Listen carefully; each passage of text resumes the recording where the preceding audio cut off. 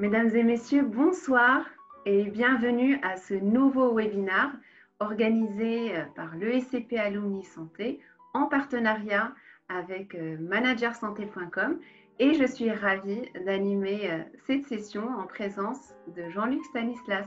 Bonsoir Jean-Luc. Bonsoir, bonsoir à l'ensemble des participants, bonsoir à notre invité exceptionnel ce soir et on est vraiment ravis d'animer effectivement ce nouveau webinaire consacré à une thématique extrêmement importante, innovante et évidemment on aura le plaisir de pouvoir échanger avec les participants avec de nombreuses questions qui sont déjà à l'appel, donc c'est formidable. Merci beaucoup Nada. Je vous précise également que cet échange est enregistré et sera disponible en replay sur la chaîne YouTube Manager Santé. Aujourd'hui, nous allons parler de simulation numérique liée à la formation des professionnels de santé avec Jérôme Leleu. Bonsoir Jérôme et merci d'avoir répondu à notre invitation. Bonsoir Nana, bonsoir Jean-Luc, merci à vous deux pour l'invitation et je sais que vous avez été résilients pour organiser cet événement, donc je vous en remercie sincèrement. Jérôme Leleu est président d'Interaction Healthcare, qui est une société spécialisée dans la conception d'applications numériques en e-santé. Et depuis quelques années, il a lancé Sim4Health, qui est un outil, ou qui est un éditeur d'outils pédagogiques en simulation numérique au profit des professionnels de santé, que ce soit pour des formations initiales ou continues. Et depuis des années, plus de 50 000 professionnels ont pu bénéficier de ces formations. Et puisque vous êtes extrêmement impliqué au sein de l'écosystème français de la e-santé, vous intervenez régulièrement sur BFM Business pour partager votre analyse sur les enjeux et les impacts de la santé digitale. Merci encore de votre présence et d'avoir accepté de partager aussi votre vision. Aujourd'hui, vous nous proposez un exposé de quelques minutes, suivi d'un moment convivial, comme à notre habitude, pour répondre aux questions que nous avons déjà reçues lors des inscriptions et d'autres questions que nous prendrons en live, aussi bien sur le chat qu'en ouvrant quelques micros. Merci encore Nada, merci Jean-Luc et bonsoir à toutes et à tous. Merci pour votre présence en cette fin d'après-midi et début de soirée. Donc, comme vous l'avez dit, je dirige donc Sim4Health qu'on a lancé donc, il y a maintenant 5-6 ans et Interaction Healthcare qu'on a lancé il y a une douzaine d'années. Et c'est voilà, je suis passionné par ces sujets autour de la e-santé. Ce soir peut-être voilà, une vingtaine de minutes de présentation et n'hésitez pas, hein, je parle d'interactivité dans tout mon support, donc le but c'est aussi de le faire pendant ces interventions, donc si voilà, vous avez des questions ou des remarques, n'hésitez pas. Donc en quelques mots, Sim4Health, on est donc un éditeur comme Nada l'a justement précisé, un éditeur au sens logiciel du terme, hein. Donc nous on fait de la simulation numérique, je vais vous montrer plein d'exemples par la suite, qui permet en fait de recréer virtuellement les situations cliniques que vous pouvez avoir à l'hôpital, que vous pouvez avoir aussi chez le médecin généraliste, voire même chez le patient, notamment avec tout le développement de l'ambulatoire. Et le but, c'est de développer un raisonnement clinique à partir de ces situations. Donc, quand on parle de simulation, c'est vraiment cette recréation de cet univers que vous avez au quotidien si vous avez une pratique clinique, mais dans un univers virtuel qu'on va découvrir. Peut-être juste d'un point de vue organisation, donc on a au sein de l'entreprise des acteurs du monde de la santé, donc des médecins, des pharmaciens, des infirmiers, puisqu'on croit beaucoup au développement du paramédical également avec la simulation, mais des acteurs aussi de la technologie et bien sûr de la pédagogie, puisqu'on va parler de formation. Et puis vous le voyez en bas, et je pense que par rapport aux échanges que j'ai pu avoir avec Nada et Jean-Luc, pas uniquement pour ce webinaire, mais plus globalement pour le développement de la e-santé, nous on a réuni un écosystème où on a des universités, donc des gens comme vous pouvez le voir en bas sur la Croix-Rouge en termes d'organismes de formation, Stanford donc, au niveau international, mais aussi des hôpitaux, le CHU de Bordeaux, le CHU d'Angers, Nice également, et puis également des acteurs qui sont importants dans la partie formation, notamment comme les sociétés savantes, comme la Société française de cardiologie, et puis également des industriels qui contribuent également à ce type de financement de projets. C'est important d'avoir tous les acteurs de l'écosystème, avec bien sûr tous les aspects éthiques qui sont importants dans notre métier. Alors, vous l'avez dit, Nada, on a aujourd'hui les chiffres que vous avez eu au niveau de la bio, j'aurais peut-être les mettre à jour, c'était avant le Covid.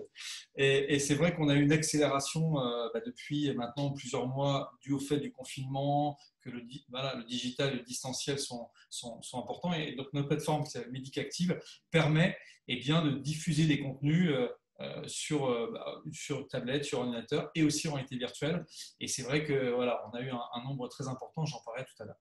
Donc, notre cœur de métier, c'est de recréer, je vous l'ai dit virtuellement, donc, pour avoir une meilleure acquisition des connaissances.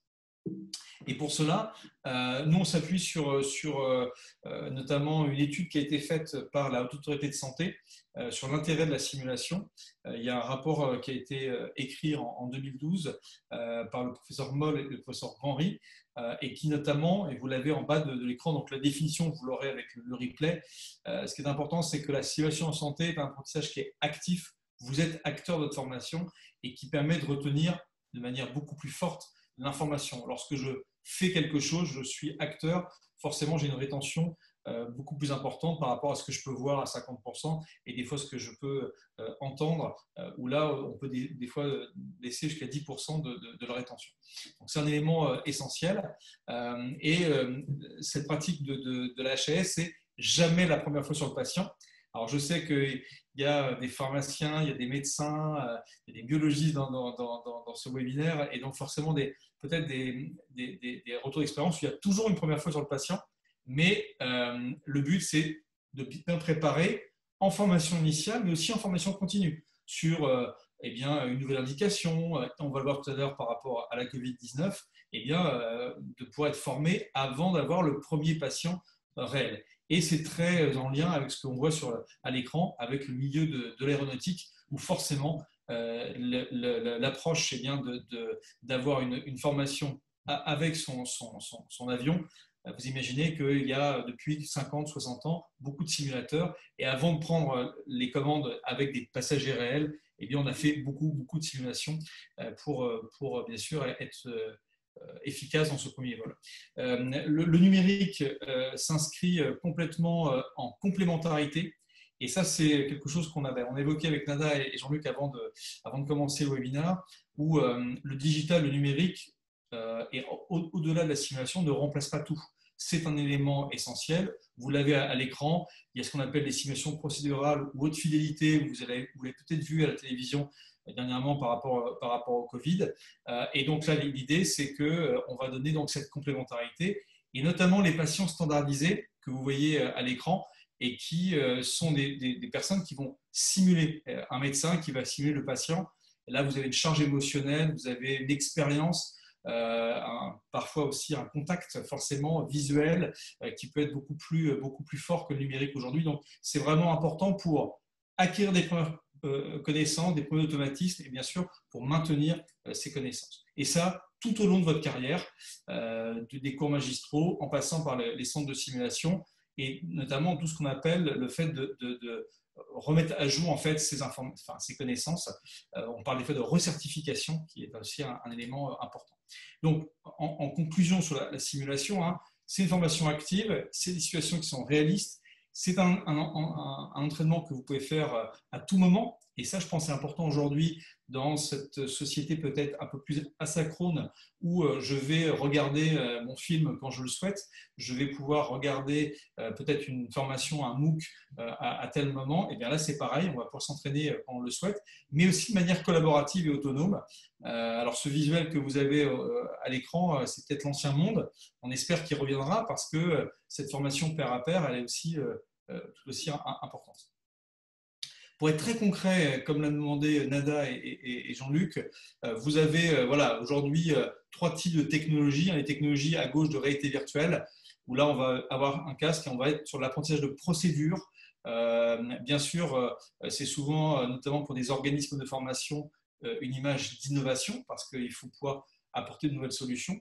Vous avez au milieu les simulateurs virtuels, où là, on est plutôt sur le raisonnement clinique, donc une meilleure prise en charge du patient. Puis vous le verrez également sur les soft skills, excusez-moi de cet anglicisme, mais notamment pour développer plus l'empathie, on va le voir tout à l'heure. Et puis les simulateurs d'environnement, je vous ai dit qu'on travaillait avec Unicancer, et là vous avez un simulateur qui est sur notamment toute la partie de la radioprotection. Vous voyez un patient qui est peut-être dans un centre Unicancer et qui doit être protégé. Et donc on apprend aux personnes, plutôt d'avoir un PowerPoint un peu ennuyeux, là vous êtes plongé dans une réalité de simulateur. Voilà. Donc, ça ressemble à quoi la simulation numérique après vous avoir fait cette introduction? Peut-être le plus simple, c'est vous présenter ce qu'on a fait avec le CHU de Bordeaux. Vous savez qu'il était un des premiers CHU, et je voulais le préciser, mais Sim4Health s'est installé en région Nouvelle-Aquitaine à Bordeaux. Donc on avait déjà des collaborations importantes. Yann Bubien, qui a pris la direction générale il y a maintenant 1 an, est un fervent promoteur de la simulation complète, comme il avait pu développer notamment au CHU d'Angers, et donc a été très réceptif à cet échange qu'on a eu ensemble en se disant, vous êtes en première ligne à sauver des patients, c'est peut-être pas le moment pour former, mais nous on estime qu'il y a peut-être une expérience qui va être importante et être partagée à d'autres médecins, à d'autres établissements qui souhaitent avoir votre expérience. Et donc Sim4Health a lancé initiative qui s'appelle Learn to Fight, donc de manière très concrète, comment la formation peut être un outil de combat contre le coronavirus. Et donc on a développé en fait ce projet qui a été retenu par notamment le ministère de la Santé comme un des outils pédagogiques permettant cette lutte. Donc je vais le commenter en même temps que je vais baisser peut-être un peu le son. Donc ce simulateur en fait a été fait avec une douzaine d'experts, plus des équipes qui sont intervenues, notamment le centre de simulation, l'université de Bordeaux également. Donc vraiment une mobilisation, et je la remercie une nouvelle fois fortement parce qu'il y a eu un gros travail lorsque vous occupez des patients et en plus vous vous appliquez pour la formation, c'est vraiment un élément important. Et donc ce Learn to Fight, comme vous voyez à l'écran, je vais passer un petit peu plus vite parce qu'on a peu de temps, c'est de simuler les 3 étapes, les 3 éléments structurants de la consultation chez le médecin généraliste. Donc, ce que vous voyez aujourd'hui, je me sens peut-être pas très bien, je vais voir mon médecin généraliste, comment je suis pris en charge. Et puis ce patient, en fait, malheureusement, a des problématiques et va revenir, mais via le service des urgences, de SAMU et l'hospitalisation jusqu'à la réanimation. Et donc, pour cela, on a mis en place toute une mise à jour de notre plateforme pour pouvoir notamment mettre des patients qui ont des masques et vous le voyez à l'écran rapidement, dialoguer avec le patient virtuel. Et c'est là où je voudrais peut-être passer quelques secondes. Quand on parle de simulation, j'ai parlé d'être acteur de votre formation. Là, on n'est plus dans le patient a tel et tel symptôme, il devra vous dire ça, vous devrez dire ça, donc très descendant. Là, vous avez ce patient virtuel devant vous, qu'est-ce que vous allez lui poser comme question? Et là, vous le voyez, on a un agent conversationnel en bas à droite sur toutes les questions que vous allez vous poser, par exemple sur la perte de l'odorat, sur bien sûr la température. Donc, et on sait que cette prise en charge et toute cette interrogation que vous allez avoir avec le patient va bien sûr enrichir votre raisonnement et votre prise de décision dans le diagnostic, bien sûr, que vous devez porter pour ce patient. Bien sûr, les examens cliniques, on va le voir dans quelques secondes pour d'autres pathologies. Et donc, on a fait ces formations et je trouve que par rapport à la belle initiative que Nada et Jean-Luc ont fait, de réunir des acteurs de l'e-santé, là, c'est ce qu'on a fait, nous, avec cette formation, avec des cliniciens. Donc là, je vous invite à aller voir, lorsque vous avez le replay sur notre chaîne YouTube, on a beaucoup de témoignages sur ces retours d'internes, de médecins. Et puis, on a eu le soutien de la coalition Innovation Santé, et pour lequel les laboratoires Mylan et Pfizer ont soutenu la diffusion auprès des dizaines de milliers de médecins qui peuvent l'utiliser donc, via bien sûr les CHU, via également des ARS, mais également aussi la partie URPS aussi. On est en contact avec pas mal d'URPS qui souhaitent l'utiliser pour la médecine de ville. Donc c'est un élément important pour partager cette connaissance au plus grand nombre. Voilà.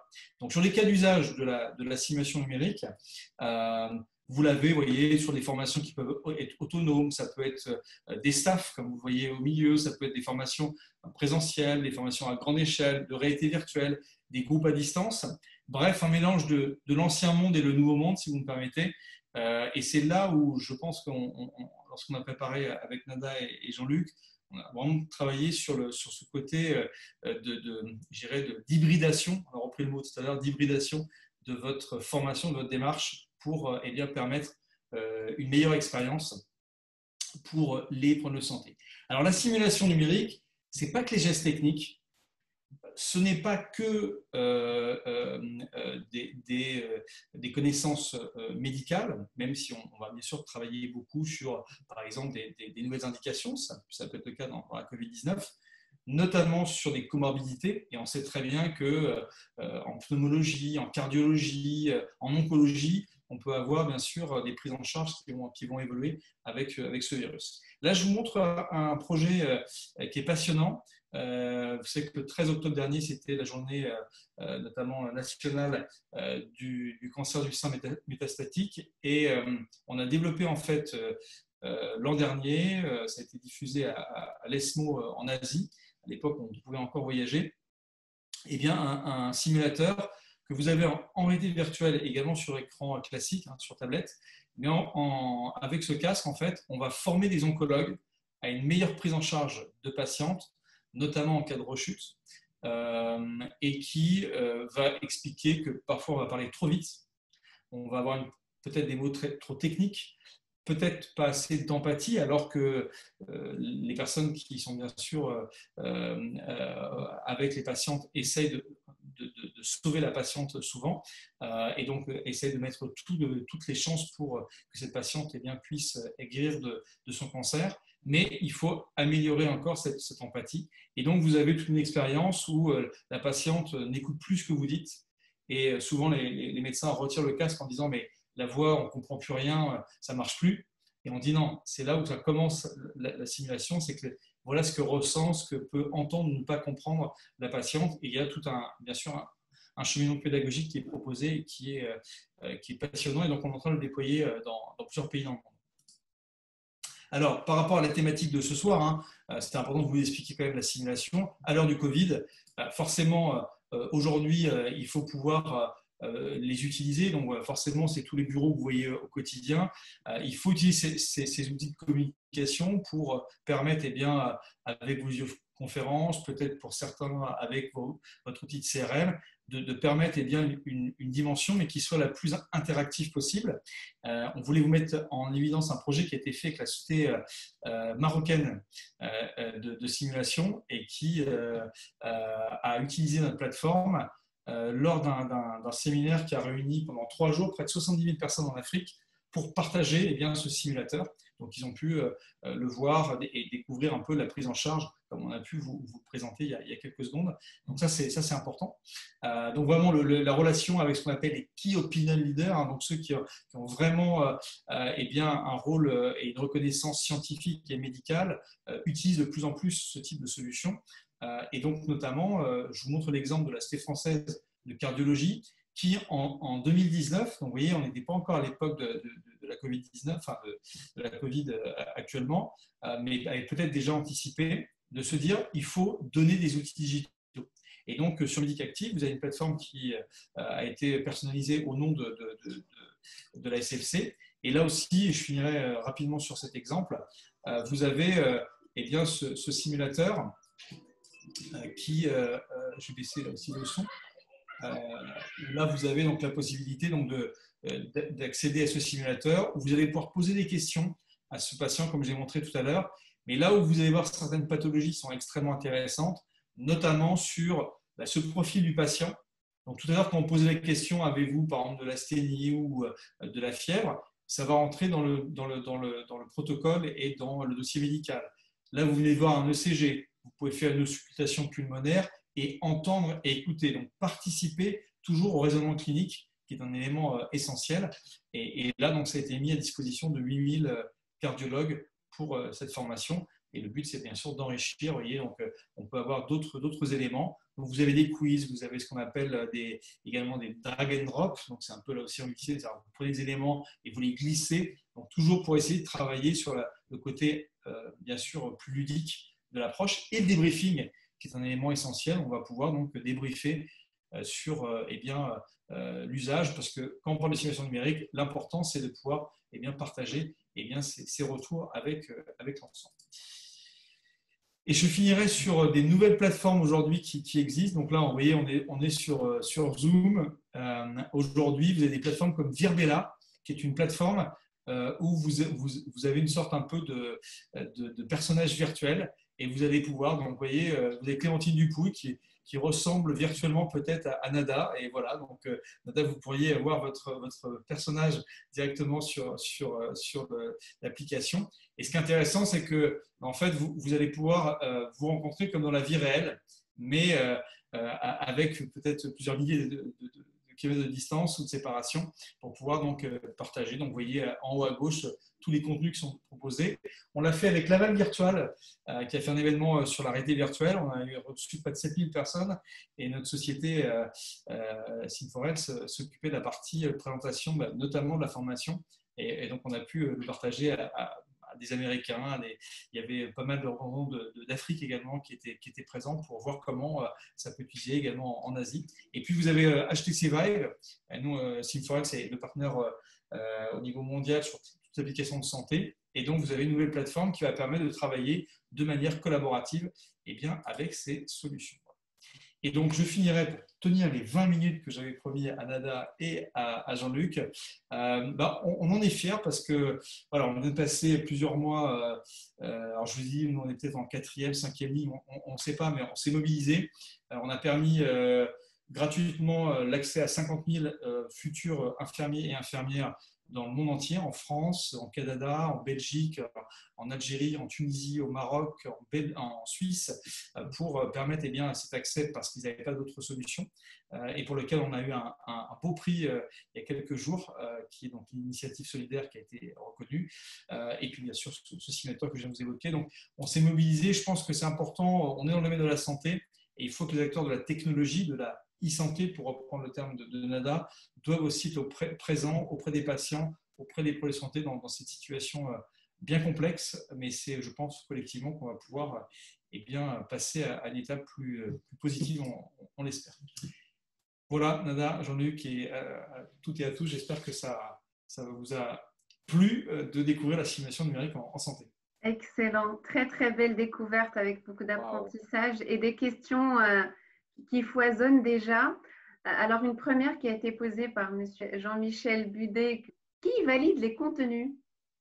Alors, c'est souvent la question qui est posée. Alors, dans le cas, par exemple, de la Société française de cardiologie, il y a bien sûr une équipe pédagogique, soit un comité qui va bien sûr apporter le contenu. Et nous, Sim4Health, on est, je dis souvent, un facilitateur technologique et pédagogique.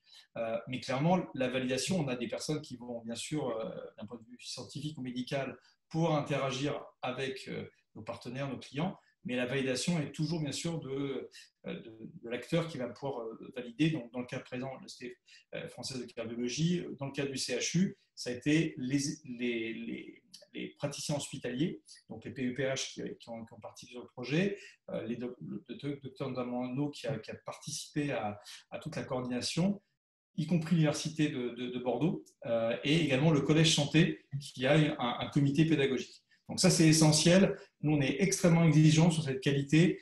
Et on en parlait avec Nada et Jean-Luc juste avant. Il y a une hyper sollicitation de plein de solutions aujourd'hui, de webinars. Je parle bien sur des aspects scientifiques. Il faut pouvoir rendre beaucoup plus d'interactivité. Mais l'interactivité, elle ne peut être efficace que s'il y a une qualité médicale derrière et forcément une exigence sur cette validation. Très bien, merci beaucoup pour cette réponse, Jérôme. Alors, une personne a levé la main. Bonsoir. Bonsoir. Oui, bonsoir monsieur, on vous écoute. Oui, c'est docteur Mohamed Dahaba du Sénégal. Ah oui, bonsoir docteur, comment allez-vous? Oui, ça va, ça se passe bien. Oui, très bien. On vous écoute pour la Donc, question. ouais, je me félicite vraiment de cette présentation. Et moi, ma question naturellement, euh, euh, c'est de voir un tout petit peu à quand vraiment cette technologie ici en Afrique noire. Parce qu'on en a tellement grandement besoin. Parce que là, au moins, ça nous permettrait au moins de réduire, d'améliorer la qualité de la prise en charge de nos patients. Bien Et sûr. maintenant, la première question de notre maître qui nous disait qui doit valider vraiment le diagnostic qu'on sort. Donc, il faut déjà une organisation en amont. Ça veut dire que les sociétés savantes qui sont, exemple, au Sénégal, doivent se réunir d'abord, au moins pour essayer de prendre les bonnes décisions. Ensuite, peut-être l'autre frein aussi, c'est avoir un bon réseau de, comment dirais-je, un bon débit pour l'Internet. Peut-être c'est ça aussi les facteurs bloquants. Mais quand même, merci beaucoup. Non, mais merci docteur pour votre question et ce que vous avez évoqué par rapport au continent africain. Je voudrais saluer Lisette Cazelet qui est présente ce soir et je sais qu'il notamment a beaucoup contribué sur la mise en avant de ces outils de e-formation en France, mais aussi à l'étranger. Et clairement, vous avez signalé, docteur, un aspect essentiel, ce qui est sur la partie organisationnelle. On parle souvent que la e-santé, c'est de la technologie, mais c'est aussi beaucoup d'organisation. Donc, c'est avant tout cette approche qui doit être mise en place, qu'elle soit en Afrique ou en Europe ou d'autres pays dans le monde. Ça, c'est le premier point. Le deuxième point, vous l'avez dit par rapport au débit. Alors, on sait aussi qu'en Afrique, vous avez pris une avance importante, notamment au niveau du mobile. On sait que le taux d'équipement est très important, avec parfois aussi des débits intéressants. Donc, le mobile peut être une solution intéressante. Et puis, parfois, il y a des problèmes de débit. Vous voyez, demain, on a un autre webinaire que Synforex organise, notamment avec un acteur que vous connaissez tous qui est Microsoft, avec lequel nous avons donc développé un partenariat sur la partie Teams, donc l'autre système que vous connaissez, et notamment Docteur qui permet de pouvoir déporter la puissance de calcul que vous avez pour un simulateur. Vous voyez, il y a beaucoup de 3D, elle est simulée dans ce qu'on appelle le cloud, vous savez, donc ce fameux nuage numérique. Mais ça veut dire que votre ordinateur peut ne pas être très puissant, c'est le cloud qui va le faire fonctionner. Ça, c'est le premier point. Et le deuxième point, c'est que ce partage peut se faire à plusieurs et que vous pouvez avoir des débits différents, vous pouvez avoir aussi des processeurs différents. Vous aurez une pratique pédagogique commune. Donc, on en est au tout début. Mais voilà, ça fait partie de ces projets et je sais qu'il y a aussi beaucoup d'acteurs qui me contactent pour essayer de développer des partenariats avec l'Afrique et on est persuadé qu'il y a beaucoup de choses à faire et voilà, l'environnement est tout à fait propice pour le développer et je pense que votre témoignage en est la preuve. Merci docteur de cette question et merci Jérôme de votre réponse. Alors une des questions que nous avions reçues lors des inscriptions concernait la simulation et la réalité virtuelle et plus précisément les conditions à réunir pour réussir un projet et les freins que vous avez pu identifier depuis quelques années déjà. Oui, je trouve que cette question, elle fait vraiment écho à notre expérience.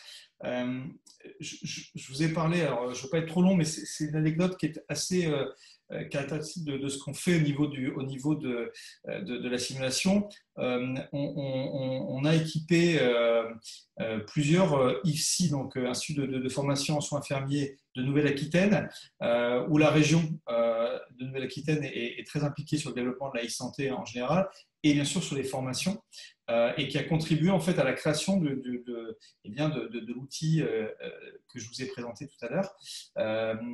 Et clairement, et le docteur qui vient de prendre la parole, vous voyez, là on n'est pas en Afrique, on est en France, on est en région de Nouvelle-Aquitaine. La notion de débit, la notion de matériel est tout aussi présente que ce que vous avez évoqué.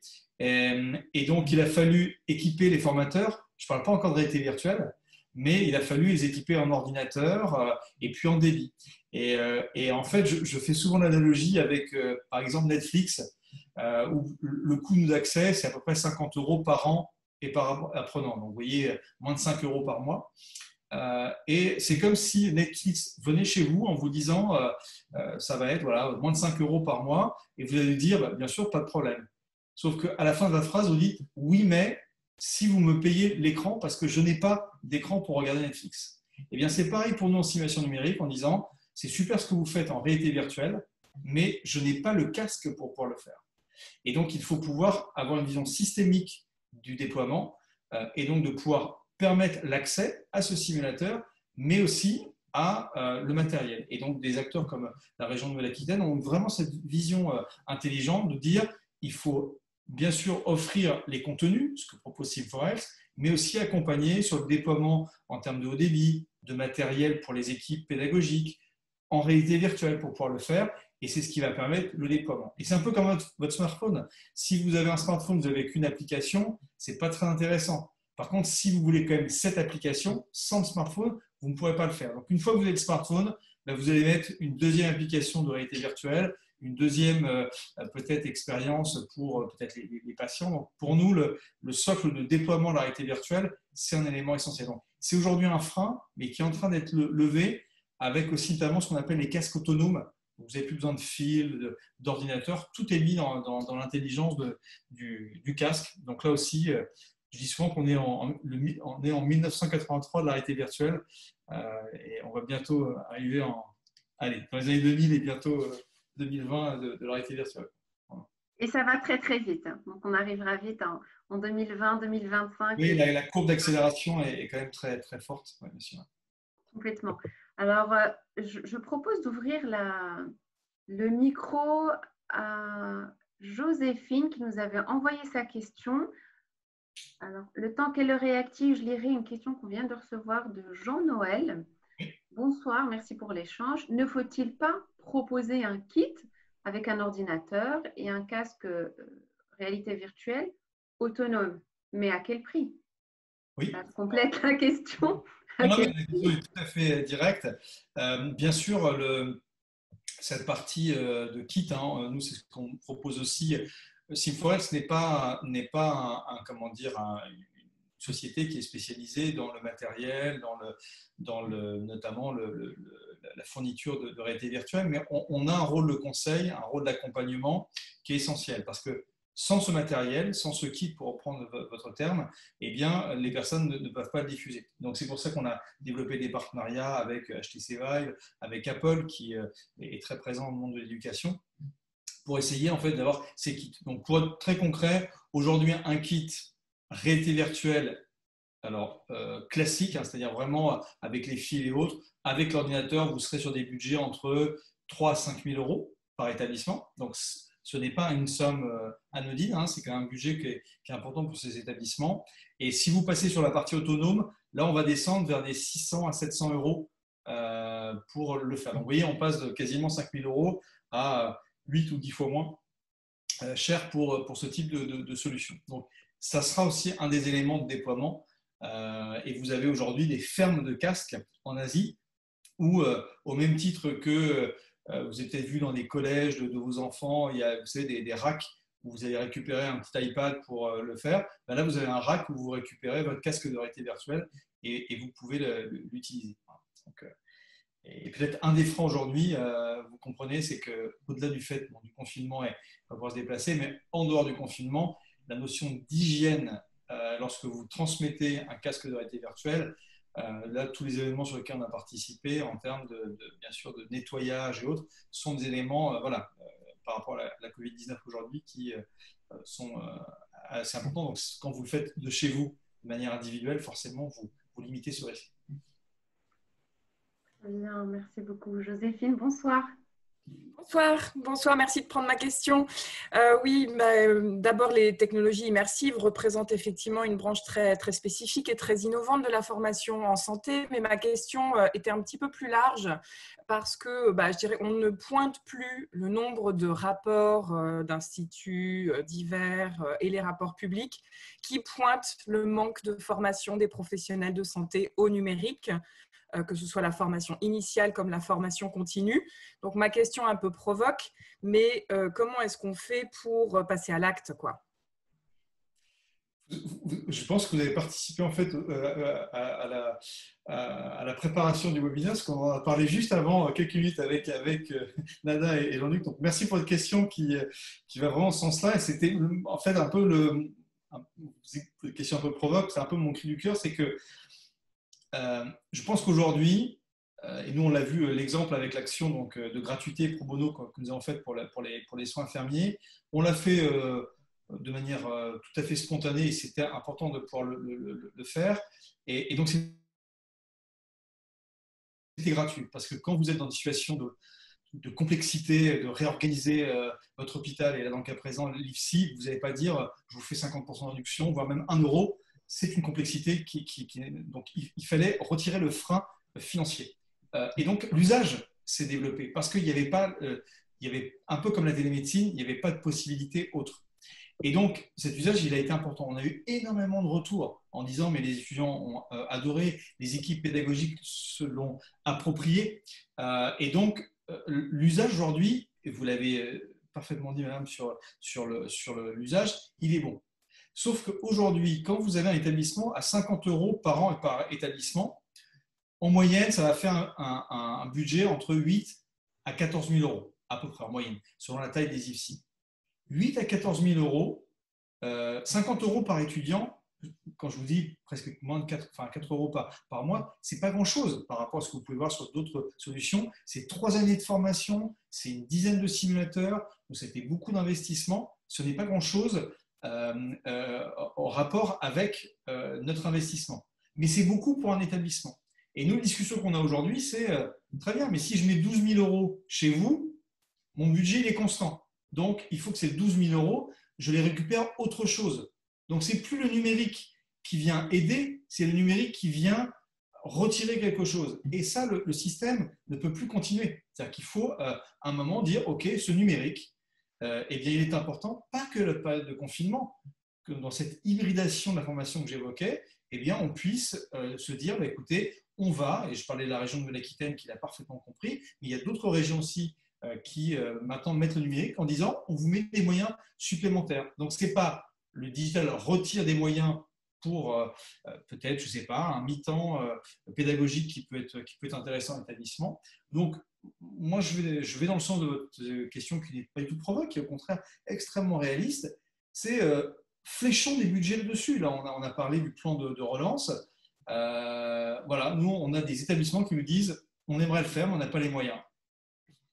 Alors que notre solution, et je ne parle pas uniquement que la nôtre, on a vraiment fait cet effort d'avoir toute la collection complète. Et si je fais un parallèle avec Netflix, c'est beaucoup d'aujourd'hui font ce qu'on appelle des POC. On l'a vu en télémédecine, donc des preuves de concept. C'est comme si je vous disais, voilà, je vous sors le premier numéro de cette série, elle vous plaît, mais je vous dis par contre, pour le reste des autres numéros, ben, je n'ai pas les moyens de le financer. Et donc, vous seriez frustré en disant, mais ça m'a beaucoup plu, comme ça pourrait être voilà, une première expérience numérique de formation, et de dire, mais pour la formation de mes apprenants, je dois avoir l'ensemble de cette série, l'ensemble de cette collection. Et donc, la réponse que je peux vous porter, c'est que voilà, je pense qu'aujourd'hui, des acteurs, je crois que vous avez reçu Dominique Pont lors de vos webinaires. Je pense que voilà, l'Agence numérique en santé, le plan de relance qui a été évoqué, doit flécher bien, des éléments qui vont permettre globalement, et monsieur qui posait la question tout à l'heure sur le matériel, ça en fait partie, d'avoir un environnement, pour avoir des salles, pour avoir aussi du matériel, pour permettre aussi l'accès à l'extérieur. Le Wi-Fi parfois qui est lié à l'établissement hospitalier et qui ne permet pas l'accès à ce type de contenu. Enfin, il y a tout voilà, cette vision systémique qui est présente. Donc, fléchons vers les établissements et je peux vous dire que là, ils vont le développer, quoi.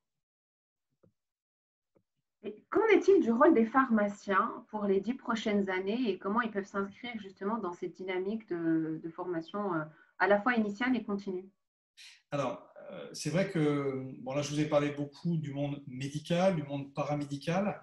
Moi j'ai une conviction très forte, alors qui dépasse peut-être ce qu'on fait chez Sim4Health et sur l'autre entité que je dirige, donc Interaction Healthcare, où j'avais beaucoup parlé notamment sur notamment les objets connectés en santé, donc là plutôt orienté vers les patients, où les pharmaciens ont vraiment un rôle de conseil, un rôle de diffusion de cette formation. Et quand je citais tout à l'heure Lisette Cazelet, je suis persuadé d'une chose, c'est que la formation des professionnels de santé pour qu'il y ait un développement plus fort de la e-santé, notamment au niveau des patients, passera notamment par les pharmaciens qui ont un rôle de proximité, qui ont un rôle de conseil, qui ont une vision globale de la pathologie. Et je suis persuadé qu'ils ont un rôle très important. Il y a des initiatives par exemple, qui ont été développées avec des acteurs du numérique qui viennent directement dans la pharmacie proposer des solutions. Mais un pharmacien, ce n'est pas un spécialiste du Bluetooth, du Wi-Fi ou des objets connectés. C'est un spécialiste de la prise en charge du patient, de la bonne indication qui doit être donnée et forcément doit être appuyé, doit être formé pour eh bien, avoir cette complémentarité. Donc, et sur la formation, c'est vrai qu'aujourd'hui, on en a fait pas beaucoup encore aujourd'hui, et on est persuadé, notamment si on prend un niveau de granularité, notamment les pharmaciens hospitaliers. Là, on vient de lancer un nouveau simulateur qui s'appelle SimDose sur la préparation médicamenteuse et sur le calcul de dose. Et donc là aussi, on a voilà, des acteurs hospitaliers qui sont intéressés, et notamment aussi des pharmaciens qui veulent aussi former par exemple, des infirmières ou des infirmiers en milieu hospitalier. Donc, ils ont un rôle important dans la formation initiale et continue, mais aussi pour les patients. Nous avons la chance d'avoir Tristan Sebelieu qui, peut-être, si on lui donne la parole, justement, il est vice-président justement de l'association des étudiants de pharmacie de France. Donc, peut-être que c'est une opportunité de lui donner la parole et éventuellement, s'il a quelque chose à dire. Merci Tristan d'activer votre micro et peut-être de dire un petit peu votre ressenti suite au propos de Jérôme qui était passionnant. Merci beaucoup. Rémi également qui est présent. Voilà, c'est très bien. Bonsoir à tous. Oui, en effet, comme vous l'avez dit, je suis vice-président en charge du numérique pour la NEF et on était venu voir Sim4Health en début de mandat, donc en juillet. On avait pris contact avec vous pour se rapprocher de vos solutions puisqu'on pense que on rejoint totalement les propos que vous avez tenus en rapport avec la dernière question. D'ailleurs, je pense qu'on prendra contact avec vous très rapidement puisqu'on est en train de lancer une contribution sur les innovations pédagogiques et du coup, ça en fait totalement partie. On voulait aborder le sujet pour justement faire bouger les choses et avoir une formation des plus efficientes, notamment au travers des nouvelles missions du pharmacien, que ce soit en l'officine ou à l'hôpital, qui se développent actuellement. Donc non, on rejoint totalement vos idées et on reprendra très vite contact avec vous dans les prochains jours.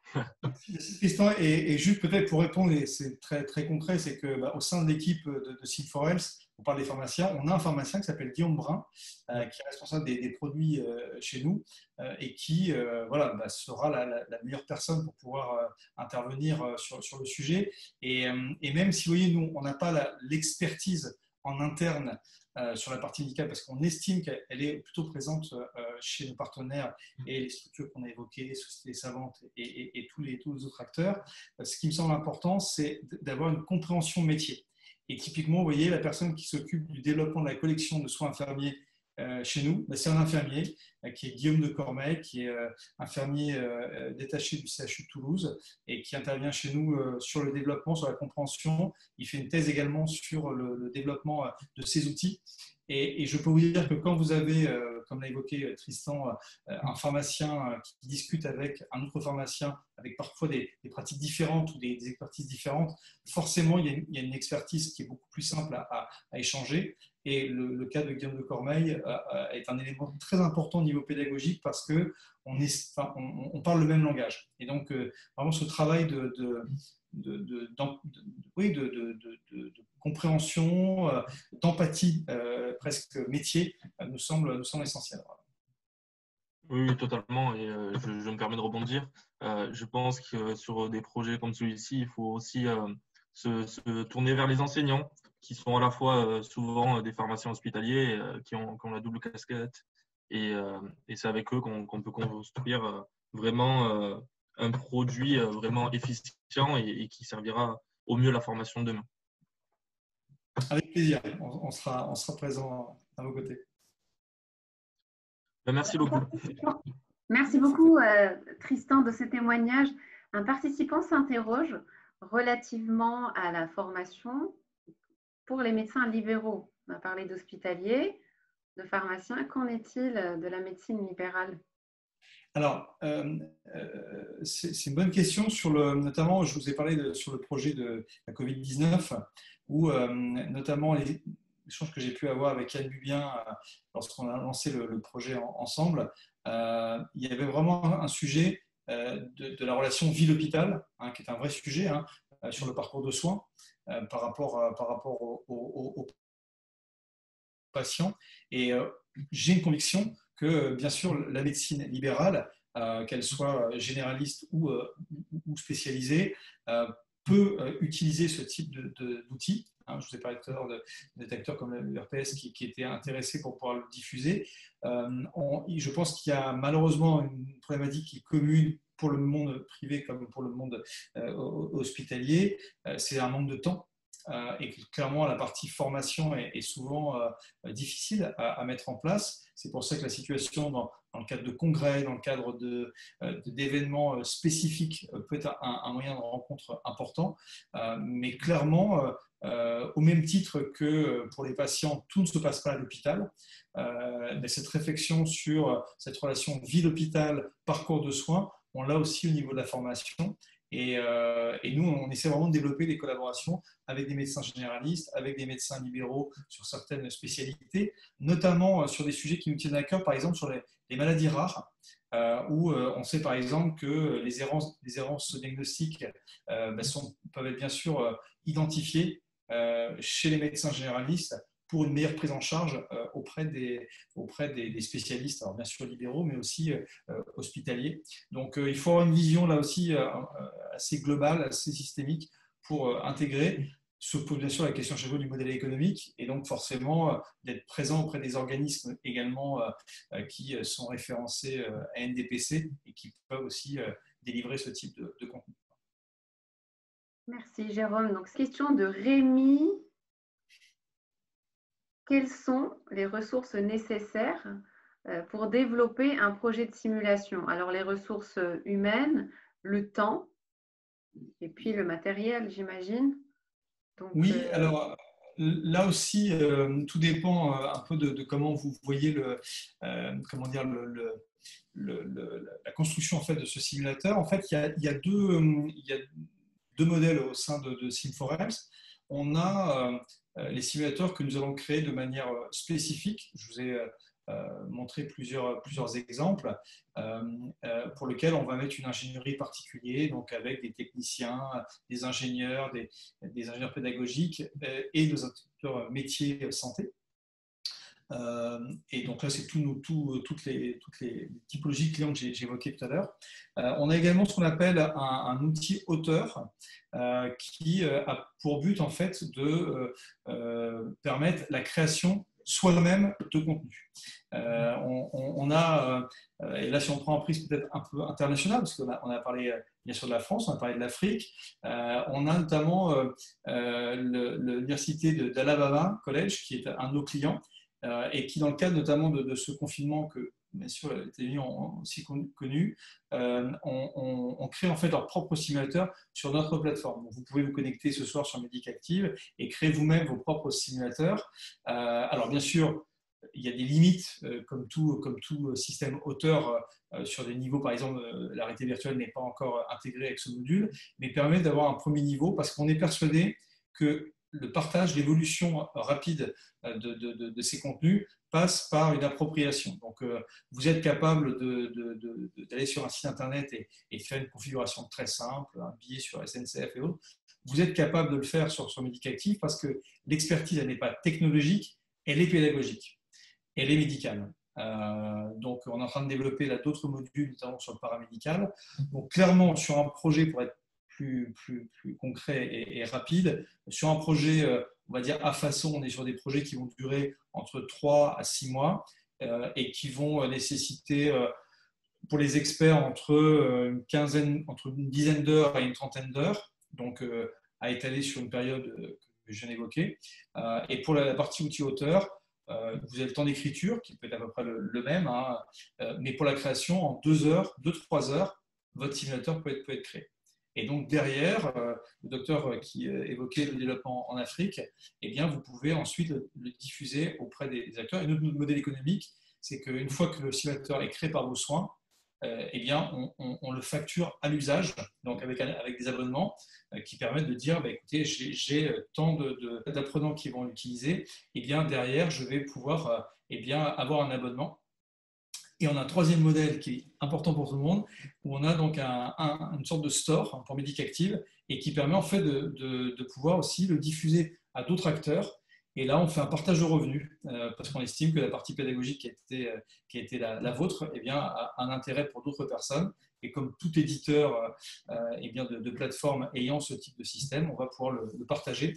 Et c'est des axes de développement que nous sommes en train de bâtir aujourd'hui au niveau de SimForex. J'ai été un peu long, mais je voulais vous répondre de manière précise. Je crois que Lisette Cazelet, me semble-t-il, Nada, peut-être. Tout à fait. Un message à passer. Profitons. Bonsoir Lisette. Oui, bonjour. Bonjour, merci. Jérôme, tu as fait plusieurs fois allusion effectivement au travail que nous faisons depuis plusieurs années. Donc effectivement, je pense que la formation est le parent pauvre aujourd'hui du numérique en santé en France.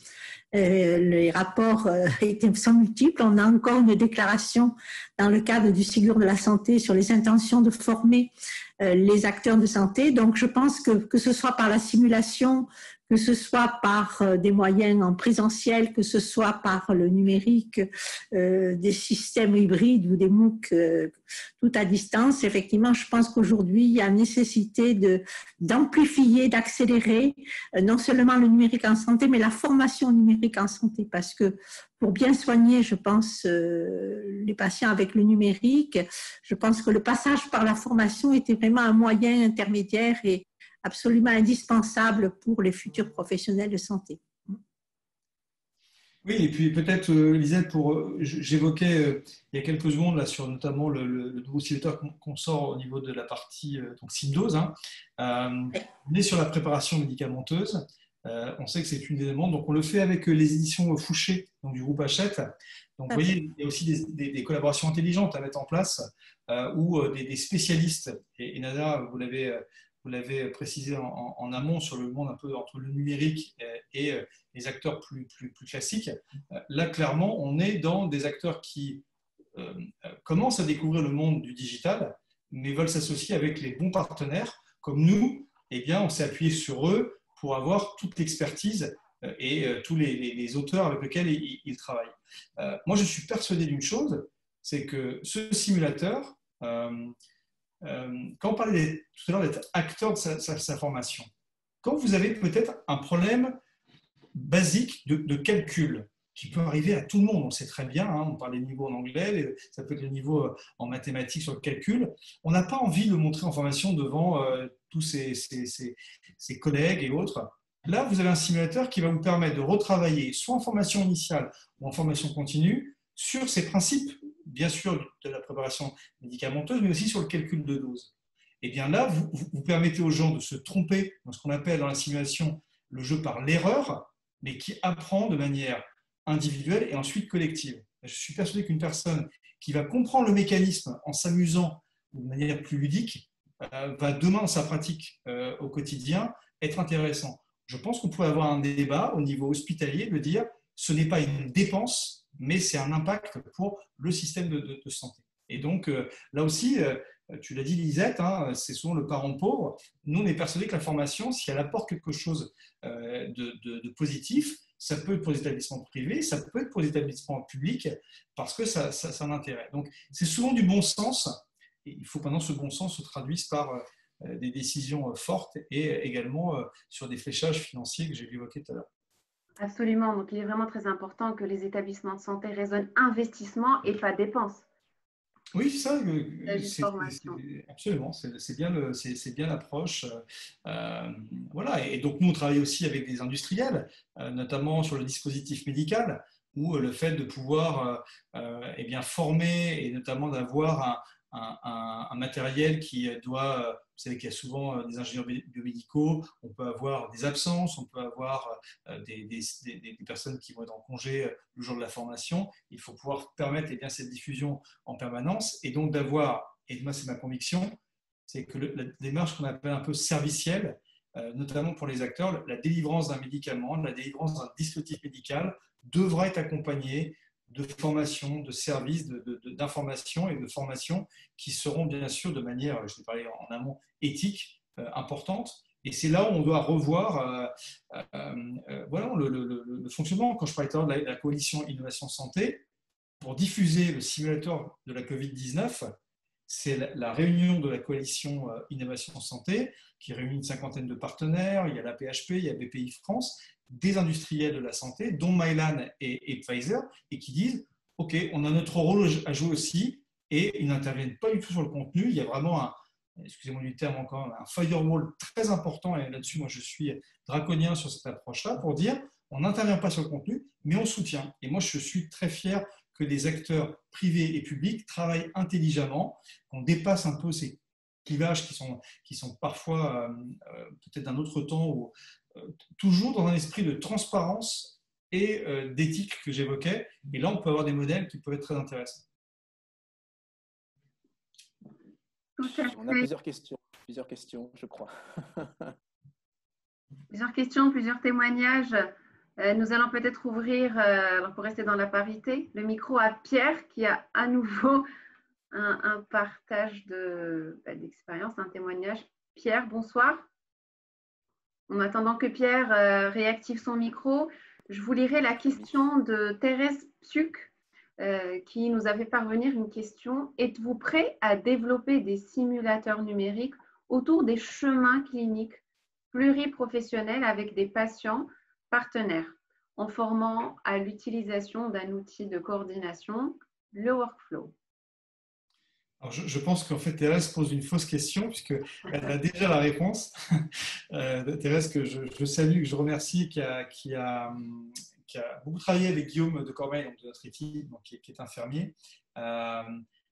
Et clairement, sur ce sujet autour du raisonnement clinique, bien évidemment, ça fait partie aujourd'hui des axes de développement.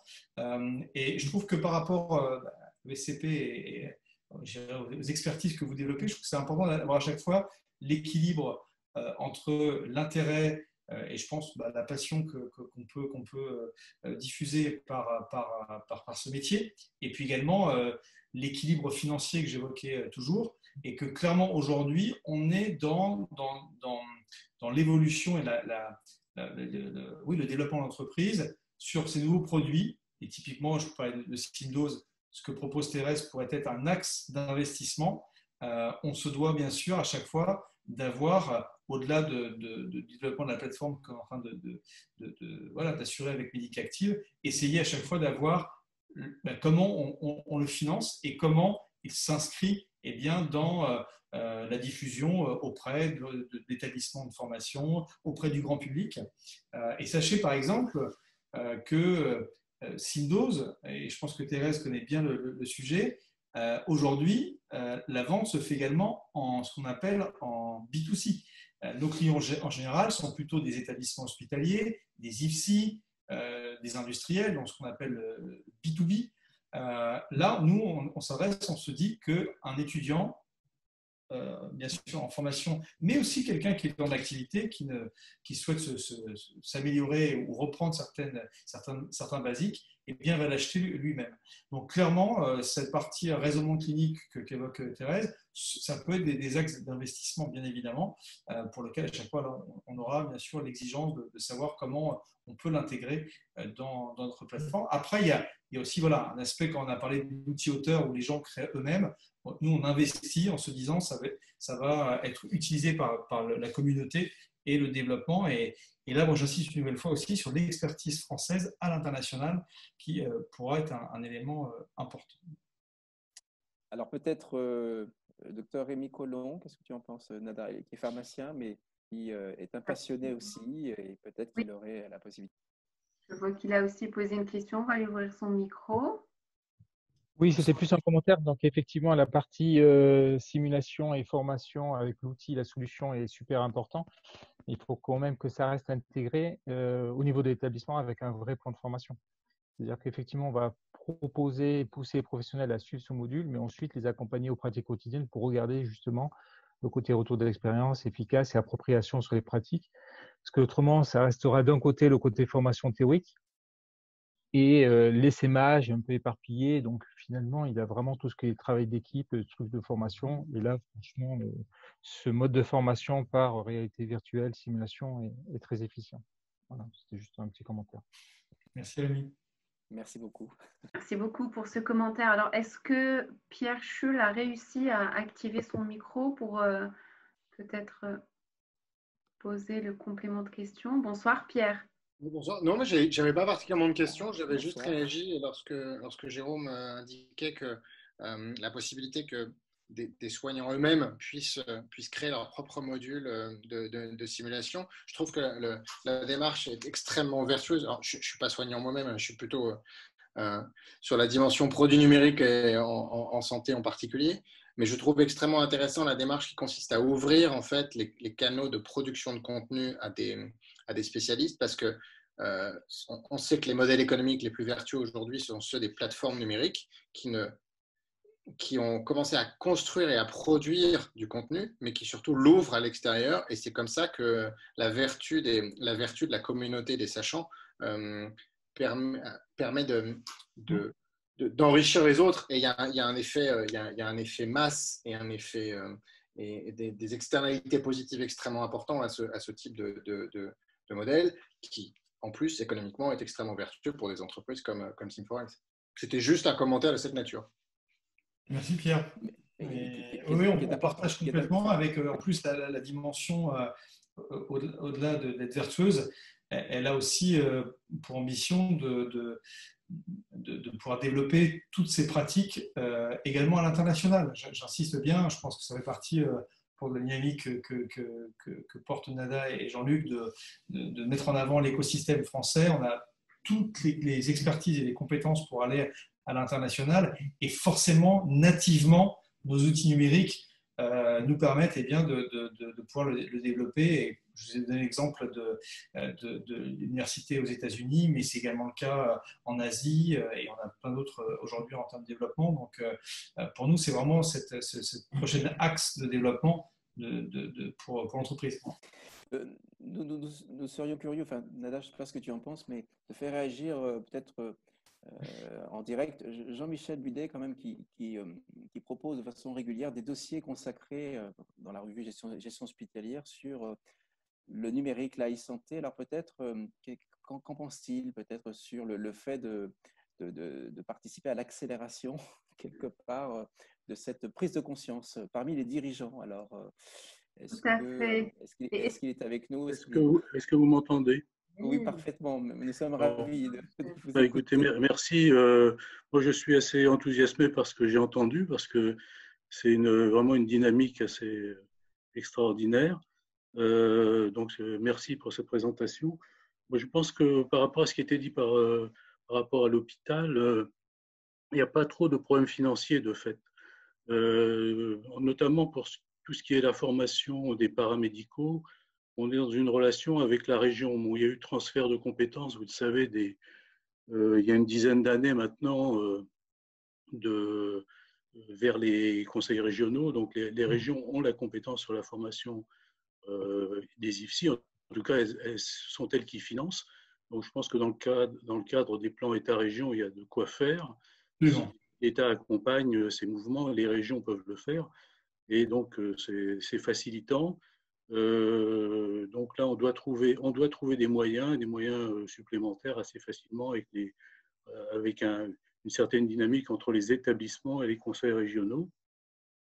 Donc, pour tout ce qui est le paramédical, Et il y a aussi eu un mouvement d'universitarisation des formations, donc logiquement avec l'université. C'est peut-être plus problématique sur la formation initiale avec l'université parce que bon, on est dans un autre univers encore.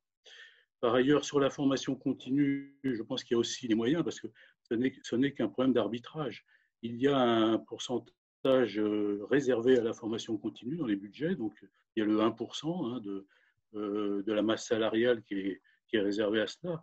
Donc après, ce n'est pas un problème d'argent, l'enveloppe existe, c'est un problème d'arbitrage au sein de cette enveloppe.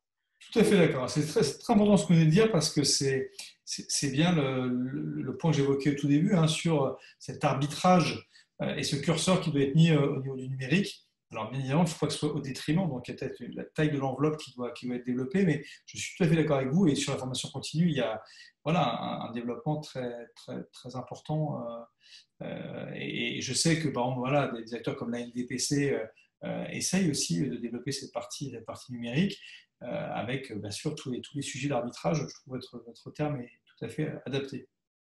Donc, on doit trouver des solutions. Moi, il y avait peut-être une question que je voulais vous poser, c'était la relation que vous pouvez entretenir avec les équipementiers. Alors, quand j'entends équipementiers, c'est les imageurs, et puis aussi, par exemple, Esculap Academy, qui est au départ, moi je dis souvent, c'est un forgeron qui a fabriqué des instruments chirurgicaux et après qui a fait du service et puis qui s'est lancé dans la formation avec une académie très, très connue en Allemagne en tout cas et qui forme de nombreux chirurgiens. Donc, quelles sont les relations que vous pouvez nouer avec le monde des dispositifs médicaux et des fournisseurs de matériel? Oui, alors c'est vrai que bon, on a développé beaucoup de simulateurs qui sont plutôt orientés vers le raisonnement clinique et la prise en charge de patients avec bien sûr tous les schémas thérapeutiques qui peuvent être associés. Depuis maintenant un peu plus de 2 ans et demi, on travaille de plus en plus avec le secteur du dispositif médical avec une approche qui est plutôt celle de la croyance que j'évoquais tout à l'heure, de pouvoir déployer du matériel et du dispositif médical avec une notion de formation qui, à mon avis, sera un élément aussi de différence concurrentielle qui sera présent. Et aujourd'hui, également des acteurs qui veulent s'impliquer sur le parcours de soins. Et donc, parfois avec une approche qui n'est pas liée à leur matériel, mais à la formation qui va permettre à l'ensemble des acteurs du parcours de soins d'avoir une meilleure prise en charge de ces patients. Et je pense que Nada avait aussi envoyé une question qui est pour nous essentielle. On a parlé beaucoup d'hospitaliers, de médecine de ville, on a parlé d'industriels, dispositifs médicaux, des pharmaciens. Je pense qu'il ne faut pas oublier les patients qui ont un rôle essentiel dans, bien sûr, in fine, on ne dit jamais la première fois sur le patient, mais vous voyez, typiquement le projet que je vous ai présenté sur l'empathie, et notamment pour les formations des oncologues, on a travaillé avec des associations de patientes qui sont intervenues en fait, dans le scénario, dans l'explication en fait, de leur prise en charge. Et je sais que Lisette, qui était avec nous tout à l'heure, là aussi porte aussi ces sujets de manière assez forte.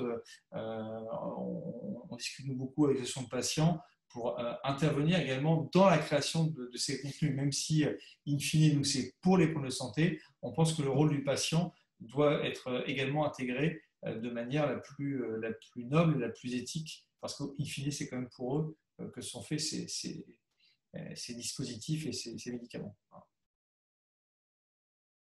Complet, effectivement, vous avez raison de parler des patients, parce que on dit toujours le patient est au cœur du dispositif et on a beaucoup de tendance à l'oublier. Oui, mais voilà. En fait, vous savez, c'est un peu c'est comme la formation, c'est essentiel. À un moment, il faut, vous l'avez dit, le terme d'arbitrage est important et qu'aujourd'hui, ça peut aller très très vite en plus. Si on met les moyens nécessaires pour pouvoir le mettre en place, il y a assez de d'expertise, d'intelligence et de volonté voilà, pour que ça puisse fonctionner. Et donc, nous, au niveau de Sim4Health, vous voyez, on a essayé de mettre en place aussi des modèles comment dire, de mise en place. Typiquement, vous voyez ce qu'on a fait pour la partie radioprotection, on l'a fait avec Esprimed, qui est un acteur spécialisé dans la radioprotection, pour adresser plus facilement le marché. Donc, soyons aussi créatifs. Hein. Il y a ces lignes budgétaires sur lesquelles, moi, en tant que dirigeant, je dois être bien sûr attentif et essayer de trouver des solutions. Mais je pense qu'on a un rôle aussi pour faire changer les lignes. Et que c'est très bien, hein, le discours qu'on entend, la e-santé, c'est super. Mais à un moment, il faut mettre des moyens. Il faut mettre des moyens pour développer le secteur de la e-santé de manière systémique. Hein. Donc, il y a des acteurs. Hein. Je vois que BPI a lancé beaucoup d'initiatives. Il y a la plateforme Genius qui vient d'être lancée aussi. Jean-Luc, tu en parlais tout à l'heure au niveau de l'ANS. Donc, vraiment, je pense qu'il y a un bel écosystème aujourd'hui, mais il faut qu'il y ait des vraies décisions voilà, sur ces parties arbitrage et fléchage qui vont permettre bien, de passer à la phase voilà, de développement. Bon, même si là, on parle vraiment le marché franco-français, je pense qu'il faut aussi voilà, avoir aussi cette culture vers l'international qui peut être intéressante en développant. Et vous voyez, donc nous, on est basé à Bordeaux. Je suis persuadé, et moi c'est ma conviction, hein, je parle souvent d'une petite Silicon Valley en région de l'Equidale. Alors le petit, bien sûr, non pas sur la taille, parce que vous connaissez la région de l'Equidale, une grande région, mais sur ce côté qu'on aime tous, c'est-à-dire de qualité de vie, mais aussi de projets innovants qui sont capables bien, d'attirer des talents et de le diffuser au niveau international. Alors, nous, on a fait plusieurs fois le CES et notamment on avait remporté en 2017 le prix parmi les 4 innovations e-santé à côté d'acteurs comme Philips. Et nous, vous voyez, Sim4Health, encore une TPE ou une PME innovante qui se développe. Et moi, j'avais beaucoup d'acteurs qui me disaient « Ah, Bordeaux !» Et pour eux, Bordeaux, voilà, c'était le vin, tout ce qu'on connaît. Et découvrir en fait qu'il y avait de la technologie. Et ce que je dis sur Bordeaux, c'est valable pour plein de villes en France, en Bretagne, Montpellier qui est aussi important sur le domaine de la santé. Mais voilà, il y a un vrai écosystème qui est présent et on peut être au niveau international. Et donc ça crée de la richesse sur le territoire et ça peut peut-être avoir un effet aussi important pour le système de soins. Des collaborations avec les CHU, comme on a pu le faire avec le CHU Bordeaux, mais il y en a plein d'autres. Donc voilà, c'est peut-être aussi un retour que je vais vous donner. Un message. Tout à fait, un message d'espoir. J'avais une question, excuse-moi, Jérôme, parce qu'on arrive à la fin. J'ai résisté avant de poser la question, mais j'attendais que tout le monde puisse s'exprimer. Mais j'avais une question par rapport au contexte sanitaire actuel, tu en as déjà parlé, mais le fait que l'on subisse actuellement des crises sanitaires sans précédent et qui ont justifié finalement l'accélération massive finalement de nouvelles technologies, est-ce qu'il n'y aurait pas quelque part une question de responsabilité presque stratégique de dire il faut absolument que l'ensemble des écosystèmes en charge de la santé des populations devraient impérativement, dès que possible, s'équiper des meilleures technologies disponibles sur le marché à l'échelle mondiale, en tous les cas, par exemple, hein, parce que c'est le prix peut-être à payer pour l'avenir si on veut s'assurer que les professionnels de santé puissent être au meilleur moment les plus à même à prendre en charge des patients dans des contextes extrêmement contraints. Est-ce qu'il n'y aurait pas quelque part une espèce de responsabilité au-delà de la dimension économique, mais une vraie responsabilité sanitaire, par exemple, puisque là on parle de la e-santé, mais pour dire que ce serait irresponsable de ne pas être dans une accélération avec toutes les solutions que tu proposes et d'autres acteurs, et bien sûr, de l'écosystème proposent aussi. C'est une très belle question et une très belle remarque. Et je pense que tu as quelque part presque la réponse dans ta question, parce que je pense qu'on est sur un momentum particulier.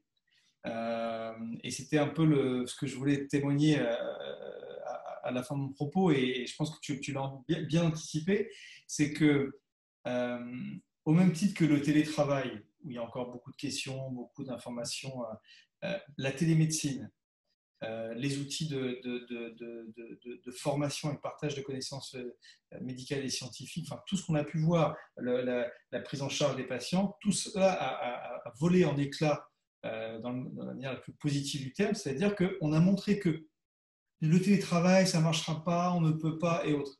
Ok, si vous ne pouvez pas, on ferme. Ah, peut-être trouver d'autres solutions. Et on en trouve.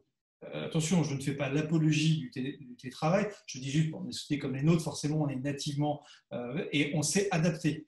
Eh bien, pour les organismes aujourd'hui, les organisations en santé, tu as raison, il y a deux sujets dans ton propos. Il y a un sujet de souveraineté numérique, qui est un vrai sujet aujourd'hui sur plein de sujets. Et le deuxième qui est profitons aussi au niveau des acteurs. Parce que clairement, des sociétés comme les nôtres, mais tu l'as dit, il y en a plein d'autres, on doit trouver les relais. Et qu'à un moment donné, quand on investit plusieurs dizaines, voire centaines de milliards pour des économies qui sont importantes, je pense à l'aéronautique et plein d'autres, le secteur de santé qui a montré sa résilience, et ça, ce n'est pas les acteurs de la santé, c'est les acteurs de soins, les équipes, je pense que tout le monde a honoré, et c'était la moindre des choses, et qui continuent à faire un travail remarquable. Eux, il faut vraiment les aider aussi en priorité, parce qu'on le fait pour eux et pour les patients. Mais ça doit avoir une vision qui est complète. Et moi, je suis persuadé que peut-être que l'infirmière qui a été formée en mai dernier, on a eu des IFSI qui nous ont dit, est-ce qu'on peut utiliser notre plateforme pour passer des examens aussi, parce qu'on veut l'aider. Peut-être que cette connaissance qu'elle n'aurait pas pu avoir physiquement parce que l'établissement est fermé, peut-être que demain, ça va l'aider à prendre en charge un patient et de ne pas faire une erreur qui serait malheureusement difficile. On fait un métier que j'estime noble, avec toute l'unité qu'on doit y mettre, mais ça, c'est un élément qui est important. Et ce n'est pas que nous, c'est plein d'autres sociétés. Et donc, il faut à un moment se dire, OK, c'est important d'un point de vue souveraineté numérique, mais aussi pour le système de santé. Et comme l'a dit juste titre Nada, pas uniquement une dépense. Merci beaucoup, Jérôme, d'avoir répondu à notre invitation. Merci de ce brillant exposé, d'avoir répondu aux questions reçues en amont, en direct. Merci à tous les participants de votre présence, de vos interactions. Merci, cher Jean-Luc, de ta co-animation. C'est toujours un plaisir d'être en binôme pour animer ces webinaires.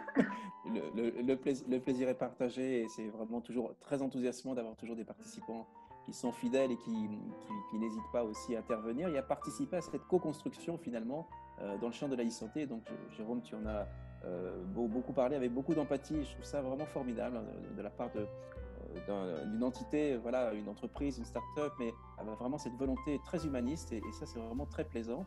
Et en tous les cas, cela va nous donner avec Nada de nouvelles perspectives, en tous les cas, voilà, un peu à distance peut-être du Covid, mais sinon on fait avec, et peut-être qu'on aura des événements, mais ça c'est Nada qui nous révélera les surprises, mais on souhaite absolument poursuivre dans cette dynamique, parce que c'est une question à la fois d'opportunité, de responsabilité, et pourquoi pas aussi d'enjeux.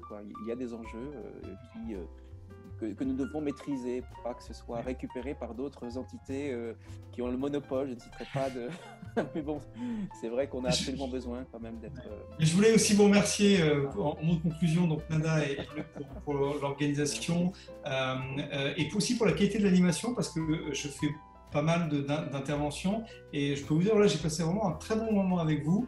Alors certainement peut-être plus long que prévu, mais je pense que c'est peut-être la passion partagée de tous les intervenants, et je trouve que le fait d'interagir, vous avez montré que des webinaires peuvent être passionnants avec l'interaction de tout le monde. Donc voilà, je passe un bon moment et qui va me mettre en jambes pour l'événement de demain. Et pour ceux qui veulent continuer, voilà, sur LinkedIn, si vous voulez des échanges, voilà, je serais ravi de continuer. Donc un grand merci à vous tous.